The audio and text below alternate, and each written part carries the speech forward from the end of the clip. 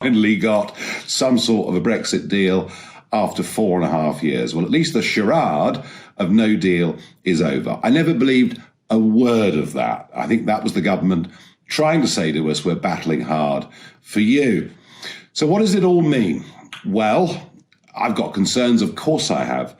Concerns that the fishing industry, another 5.5 years of too many fish being caught in British waters by EU boats and a very slow phase-in of increased quota.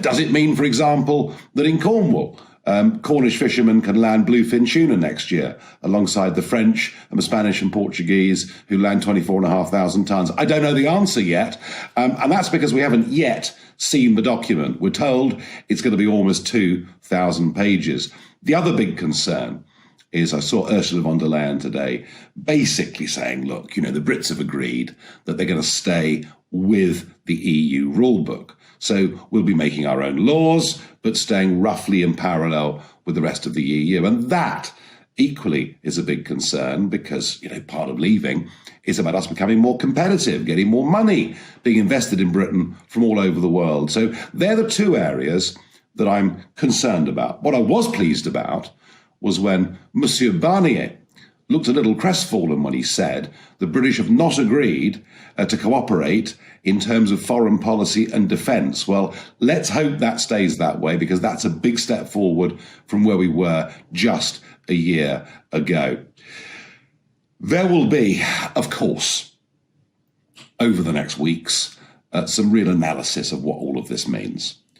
But the big point, I think, to hoist on board today is this. The Brexit wars have gone on really relentlessly since the Maastricht Treaty. That big rebellion 30 years ago when people tried to stop John Major from signing the treaty that turned it into a European Union. And it was shortly before that when I became engaged in this battle, and I completely gave up hope that the rebels in the Conservative or Labour Party would ever be able to achieve anything. And I decided to fight this from without. I did it through UKIP for over a quarter of a century, and then latterly through the Brexit Party. And here's the really important thing to remember. Imperfect though this new EU treaty may be, we have made the most colossal step forward. Leaving the EU is the biggest constitutional change in our country for 300 years. It may not feel like that to some in Northern Ireland today, but overall for the UK, it is.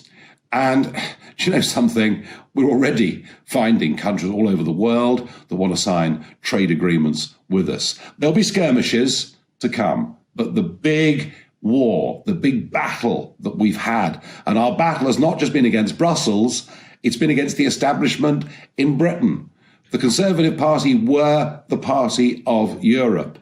They've now become the party of Brexit, and it only happened because millions of you were prepared to vote UKIP. Millions of you were prepared to vote for the Brexit Party. This was a genuine democratic revolution that took place within our country. You stood up, you did different, you voted in a different way to your parents and grandparents because you wanted change. As I say, this may not be perfect, but we've left and there's no going back. We're not rejoining the single market, we're not rejoining the customs union, we're not rejoining the EU, and we're never, ever going to join the euro. And unlike Boris Johnson, who spoke today in glowing terms about the European Union as an organisation, I see it as an anti-democratic monster that's doing huge harm to other countries in Europe. And I think history will show that not only did you, by daring to stand up against the establishment, not only did you get the independence of the United Kingdom, but you began the breakup of this project that has done so much damage to so many people right across the European continent. So today, or at least the 1st of